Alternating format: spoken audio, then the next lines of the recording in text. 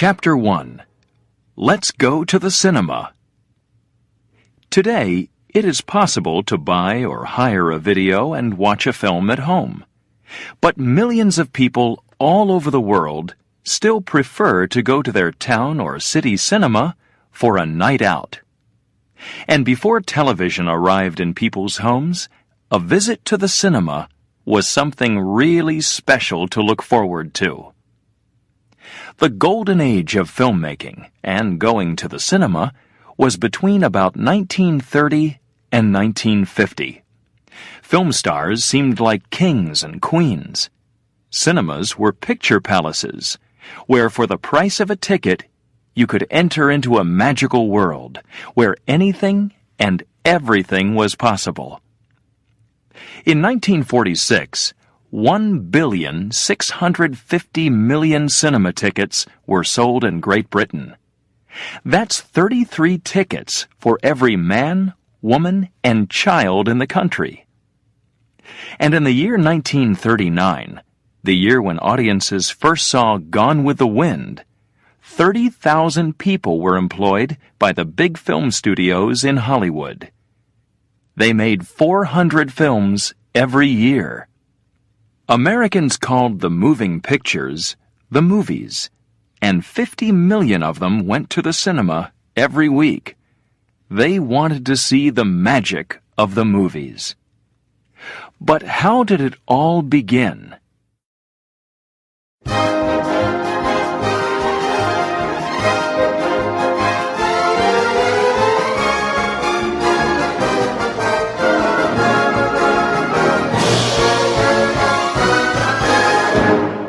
Chapter 2. In the Beginning. The first moving pictures were simple shadow shows, or shadow plays. Then came the magic lanterns, which projected painted glass slides onto a screen. These became very popular in Europe in the 18th century, and lantern showmen traveled from village to village. But in the 1820s, Nicephore Niepce invented photography, and soon photographs were used instead of the much more expensive glass slides. But these were not movies. The pictures did not move. To make moving pictures, it is necessary to take a large number of photographs very quickly, one after the other. Then, when the photographs are projected, the person or animal in the picture appears to move. In 1878, the British photographer Edward Muybridge, who was living in California, fixed 12 cameras beside a racetrack and took pictures of a racehorse very quickly, one after the other. The American inventor, Thomas Edison, watched the work of Muybridge with great interest. Edison had invented the phonograph, an early record player, in 1877.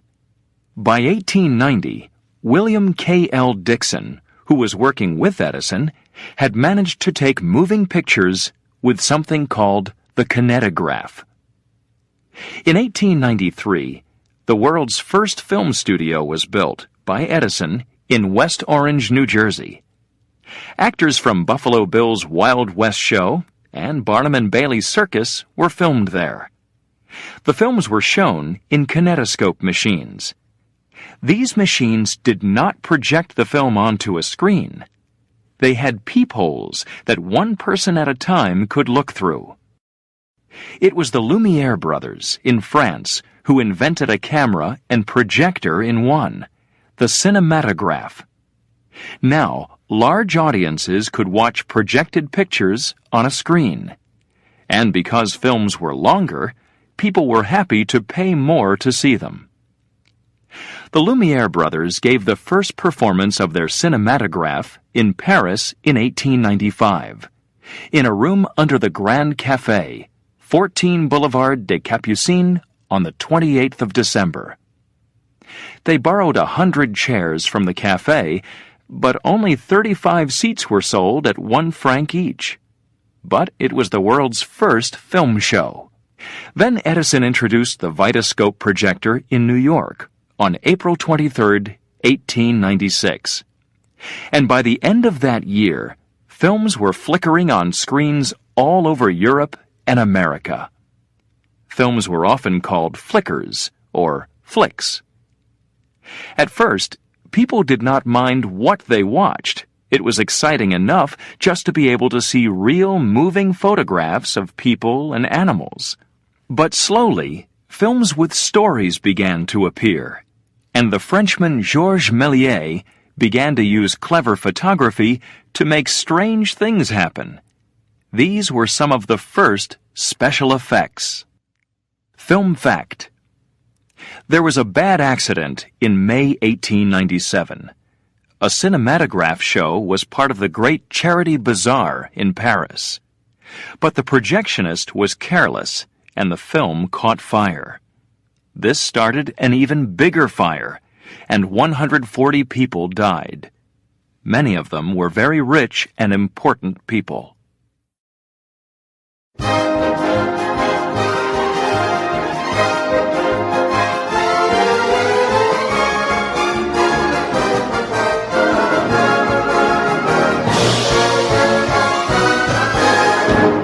Chapter 3.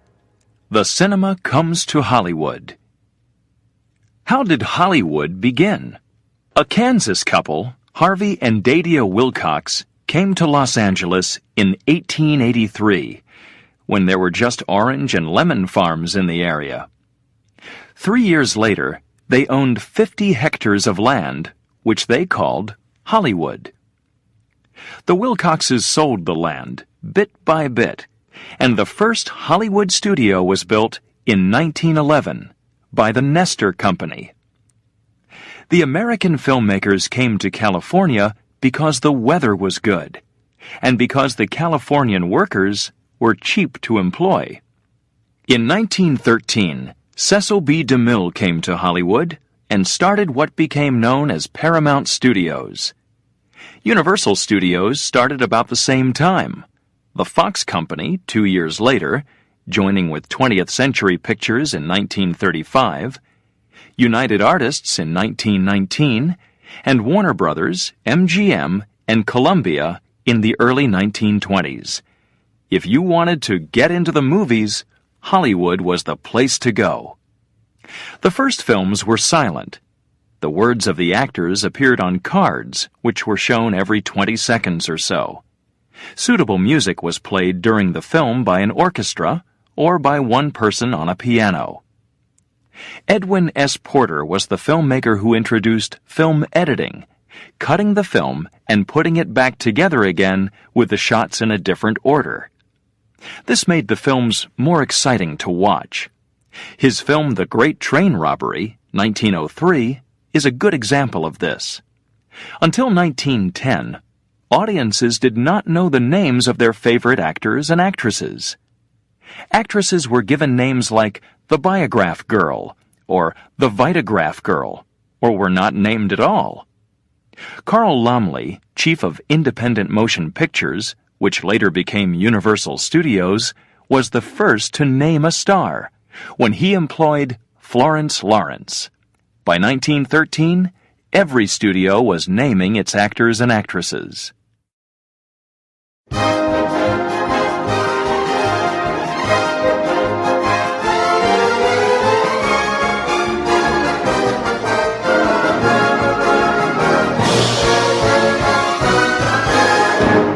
Chapter 4. Famous Faces. Although the first films were silent, during the years after 1910, going to the cinema was becoming more and more popular. Charlie Chaplin and Buster Keaton were busy making audiences laugh. Rudolph Valentino, an Italian actor, became the great lover of the silent screen. And millions of women sent him love letters after films like The Four Horsemen of the Apocalypse and The Sheik, both 1921. Sadly, he died in 1926 when he was only 31. Douglas Fairbanks was the star of some of the best adventure films, and audiences loved the beautiful Clara Bow. One very famous silent film was The Birth of a Nation, directed by D.W. Griffith. It was first shown in 1915 and was almost 3 hours long. It was about the American Civil War, and a lot of people who had never been inside a cinema before came to see this film. The first serial, a film shown a bit at a time, usually one bit, or episode, each week, arrived in 1912. Audiences rushed back each week to see the next episode. A favorite serial was The Perils of Pauline, 1914, starring Pearl White. Pearl had to fight Indians in one episode, was pushed off the Rocky Mountains in another, and was blown up at sea in another. But she always seemed to escape for another exciting day. Film fact: by 1916, Mary Pickford and Charlie Chaplin were each earning $10,000 a year. By 1918, both had contracts for more than $1 million a year.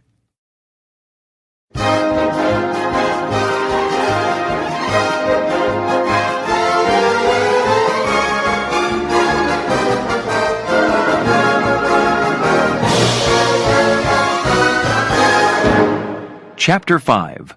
The Golden Age. The Golden Age of the cinema began with the talkies, when the actors on film were able to talk for the first time. In 1927, at New York's Warner Theater, Al Jolson, the Russian-born Hollywood actor and singer, spoke and sang 6 songs in the Warner Brothers film The Jazz Singer. The first words that he spoke in the film were, "You ain't seen nothing yet." The audiences loved him. At first, there were many problems with talking pictures. Microphones picked up the noises in the studio. Directors had to stop shouting orders to the actors. And the actors had to learn all their words. Some stars of the silent screen could not make the change to talkies. Audiences laughed at their funny voices. But the deep, mysterious voice of silent star Greta Garbo was a great success when she appeared in Anna Christie. The film magazines said, "Garbo talks." She also made it fashionable for women of the time to wear berets. Garbo's career ended in 1942 when she left Hollywood, saying that she would never act again. By 1930, all films were talkies, and many actors and directors moved from the theater into the cinema. Actors like Edward G. Robinson, Spencer Tracy, Humphrey Bogart, Clark Gable, and Bette Davis began to appear on the screen. Musical films began to be popular in the 1930s.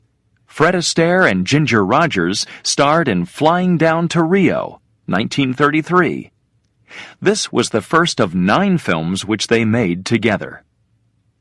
And then there were the fast-moving crime films of James Cagney, Humphrey Bogart, and Edward G. Robinson. One of the best was The Roaring Twenties. The 1930s also introduced singing cowboys like Roy Rogers and Gene Autry. But it was the film Stagecoach, directed by John Ford in 1939, which made a star of one of Hollywood's most famous cowboys, John Wayne.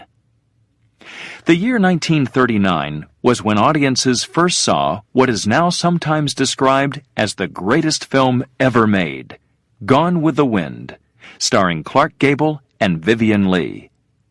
The book appeared in 1936 and sold 1 million in the first 6 months. The film has earned more than $300 million and won 8 Oscars, with the first one ever given to a black actress, Hattie McDaniel, who played the part of Mammy. Film fact: Alfred Hitchcock made the first British talking picture in 1929. It was called Blackmail, and was first written as a silent film. Hitchcock quickly added words and sound when he saw how popular talking pictures were becoming.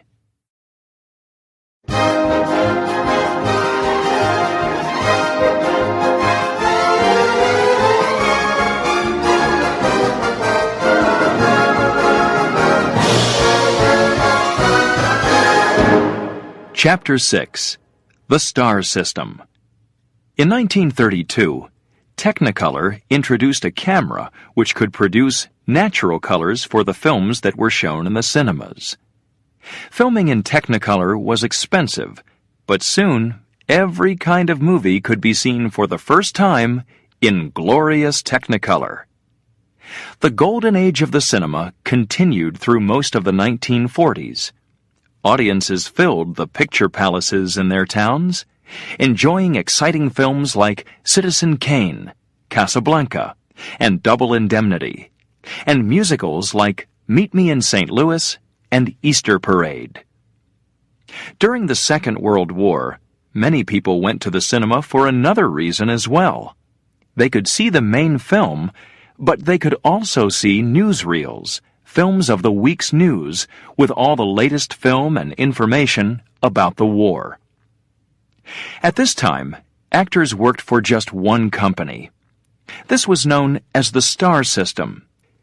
MGM Studios told everyone that it had more stars than there are in heaven working for them. Stars like Judy Garland, Mickey Rooney, Jean Harlow, Spencer Tracy, Clark Gable, and Joan Crawford. Studios often chose or wrote stories especially for their big stars. And sometimes a director would be brought in from another studio to do a film because that star liked him or worked well with him. Or a cameraman would be brought in because he knew how to make the star look his or her best on screen. The Academy Awards are given every year by the U.S. Academy of Motion Picture Arts and Sciences. They are called Oscars, and they are supposed to have got their name because they looked like the Uncle Oscar of Margaret Herrick, a lady who worked in the Academy Film Library. The first awards were given in May 1929, and the Oscars were awarded for silent films only. In 1930, the award giving was broadcast on the radio, and today it is seen on TV by millions of people all over the world. Film fact: one star, Marlon Brando, was paid $2.25 million for 10 days' work on Superman, 1978. He appears on the screen for about 10 minutes in the film.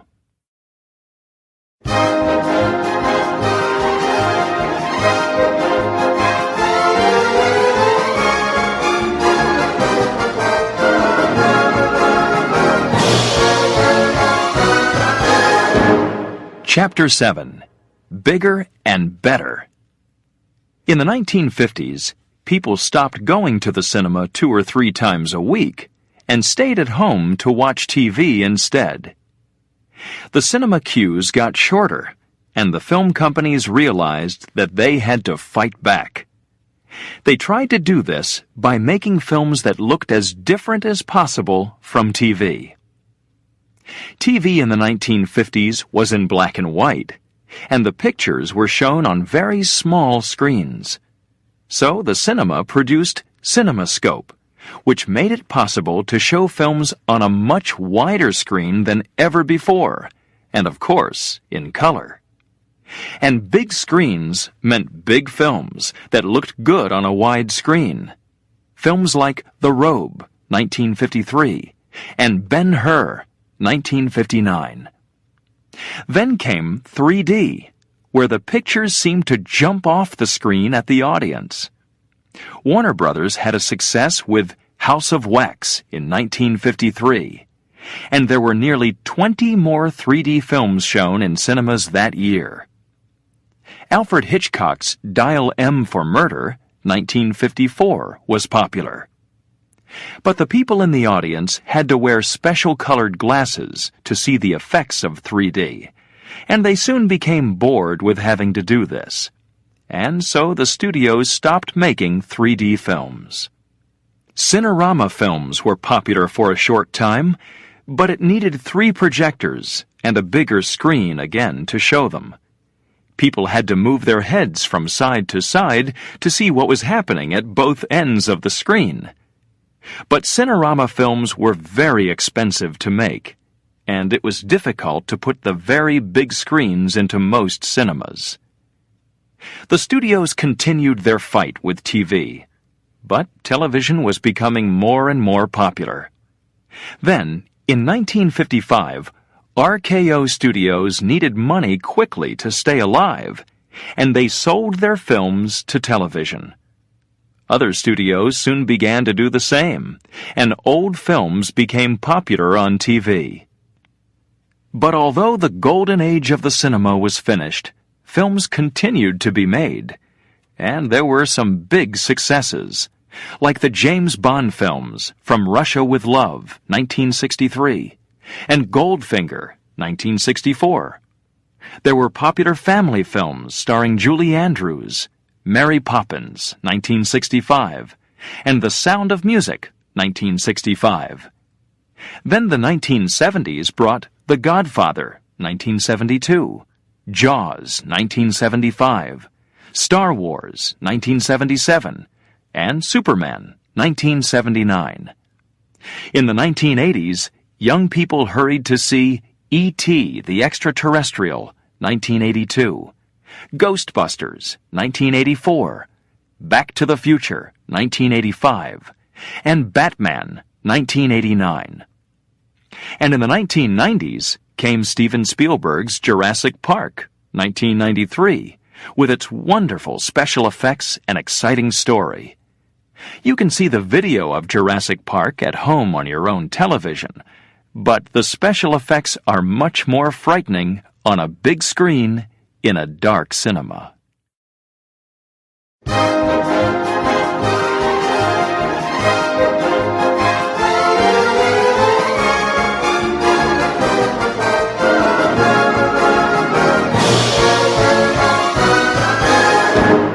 Chapter 8. Animation. Mickey Mouse, Tom and Jerry, Popeye, Bugs Bunny. All these famous cartoon characters began their lives as simple pictures on paper. Cartoon characters are painted onto sheets of clear film, called cells, so that the painted background can be seen through the unpainted parts of the cell. Then they are photographed. Each cell will have one picture, and each picture will be a little different to make the characters appear to move when they are projected at 24 pictures every second. The characters must look and sound the same in every film. Everybody recognizes the voice of Bugs Bunny, "What's up, Doc?" spoken by Mel Blanc. Blanc also gave the character the name Bugs. The most famous producer of animated films was Walt Disney. He introduced Mickey Mouse to audiences in 1928 in a black-and-white cartoon, Plain Crazy. At first, the mouse was called Mortimer, but then the name was changed to Mickey. Disney also produced the first color cartoon, Flowers and Trees, 1932, and the first animated feature film, Snow White and the Seven Dwarfs. More followed: Pinocchio, Fantasia, Dumbo, Bambi, Cinderella, The Sleeping Beauty, 101 Dalmatians, The Jungle Book, Aladdin, The Lion King, Pocahontas, and The Hunchback of Notre Dame. Walt Disney studied at the Kansas City Art Institute. He made animated cartoons for the Kansas City Film Ad Company before going off to Hollywood and starting a company with his brother Roy in 1923. In the film Who Framed Roger Rabbit, 1988, cartoon characters and real actors appear together. Today, more and more animators are using computers instead of employing people to do all the painting. Some animators use marquettes, models, instead of pictures, and bend the model's arms and legs, or change its face, to make the character move. Creature Comforts, produced by Aardman Animations, who use models in all their films, won an Oscar for Best Animation.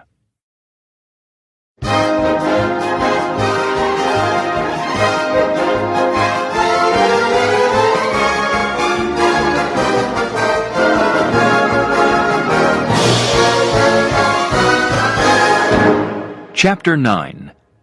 Behind the Camera. A lot of people are needed to make a film, as well as the actors and actresses.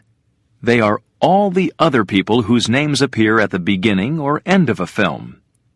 Some of them have strange-sounding jobs, like Best Boy or Key Grip. Let's look at just some of them. Producer. The person who chooses which film to make, who gets the money needed to make it, and who takes care of all the business problems. Director. The person who decides how to shoot or film each scene, and who controls all the actors and other people who are helping to make the film. The director is the one who shouts, "Action!" when he or she is ready. One piece of film which is filmed without stopping the camera is called a take. Screenwriter. The person who writes the screenplay or script of a film. Sometimes many screenwriters are employed before a director is happy with a screenplay. And when a book is made into a film, it is not usually the writer of the book who writes the screenplay. A screenwriter is usually given this job. Editor. The person who cuts and then puts together the film after the filming has finished and makes it into the final movie. Set designer.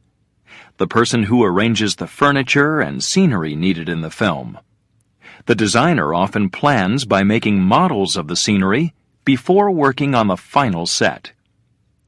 Wardrobe designer.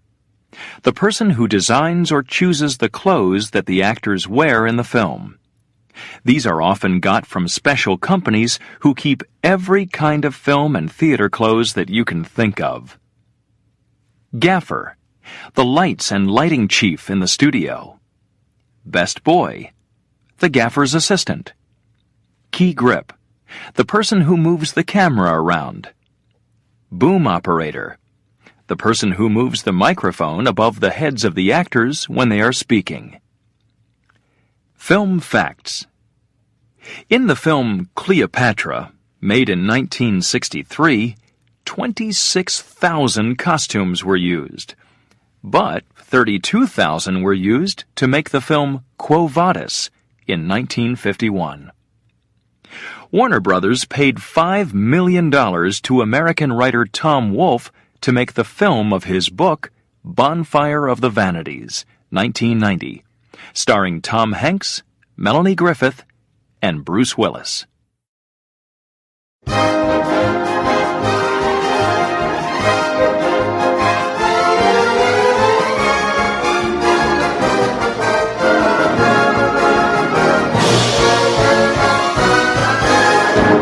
Chapter 10. Inside or Outside? In the very early years of the cinema, almost all filming was done outside. Today, filming is done on location when it is impossible to build a real city or a mountain or something inside the studio. Also, some directors prefer to film on location. It is then that the cameras go out into the real world. All of some films are shot on location, but others have only short outside scenes to join with the scenes that are shot in the studio. As an example, suppose it is important to show a policeman arriving at an office on Fifth Avenue in New York and meeting a businesswoman inside the building. A location film crew will shoot the policeman getting out of a taxi on Fifth Avenue and walking into the office building. But the scene where he meets the businesswoman in the office will be filmed inside a studio, perhaps days or weeks later.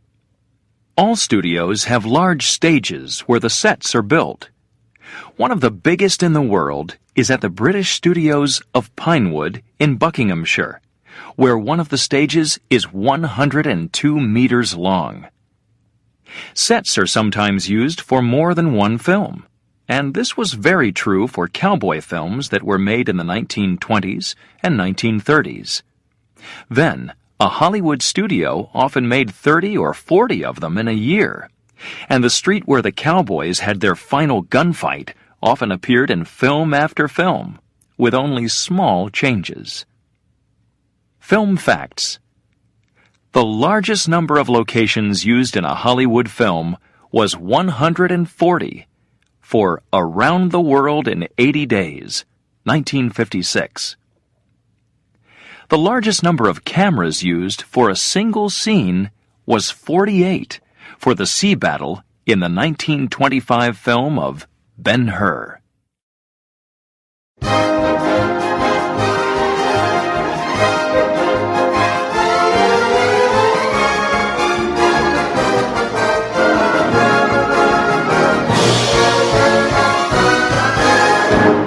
Chapter 11.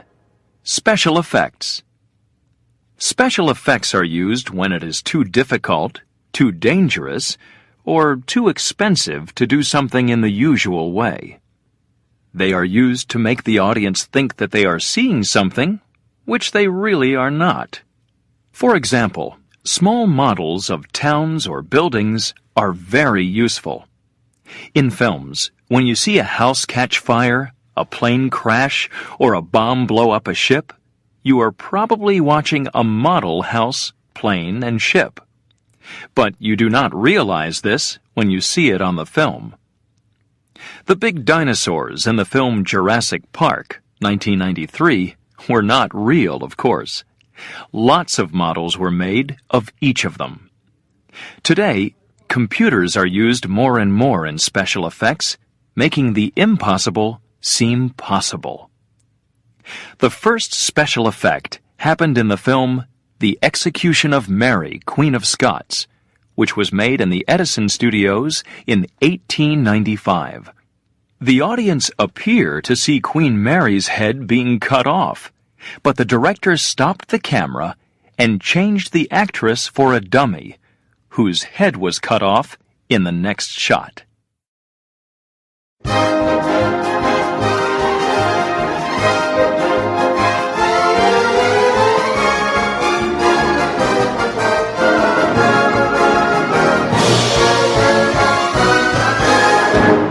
Chapter 12.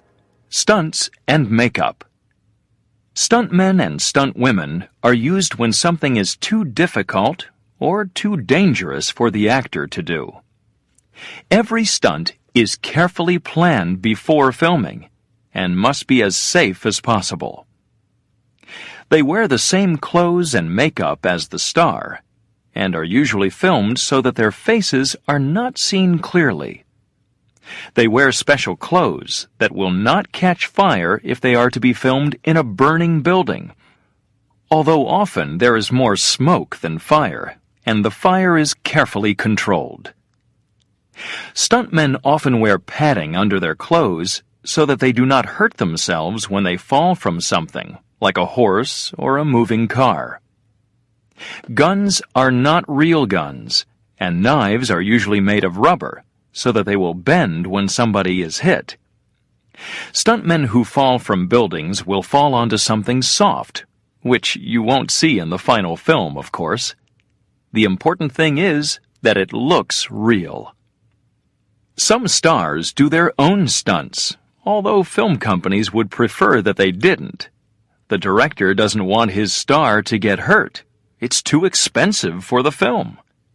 Mel Gibson did all his own stunts in Mad Max Beyond Thunderdome, 1985. The makeup artist can change a nice-looking actor into something very frightening, or a beautiful young actress into an old woman. It took 8.5 hours each day to change the actress Francesca Annis into a 100-year-old woman in the 1982 film Krull. Rubber masks are made for the actor to wear when it is necessary to make very big changes to their face. Wigs, beards, mustaches, false eyelashes, all these things help to make a character. It is even possible to make a man look like a woman.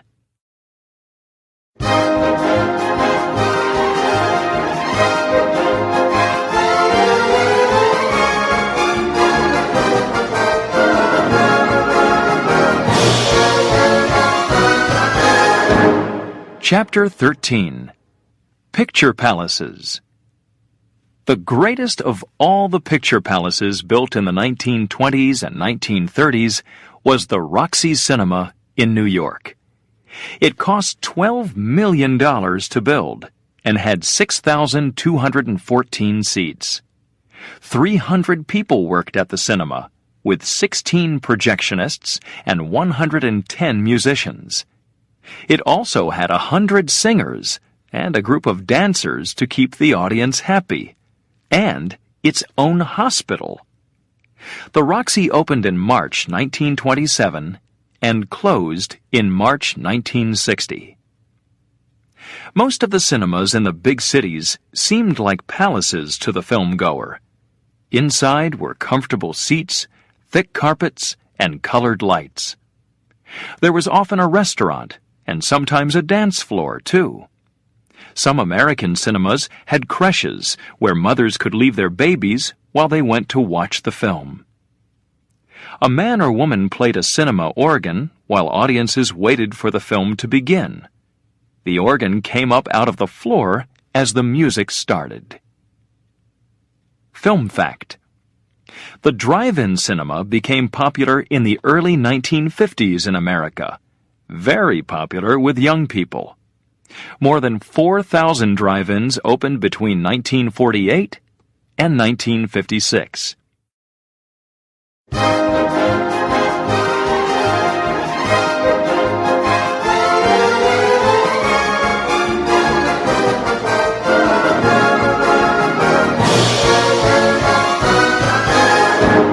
Chapter 14. What happens next? Today, cinema audiences are much smaller and usually younger than the audiences of the Golden Age.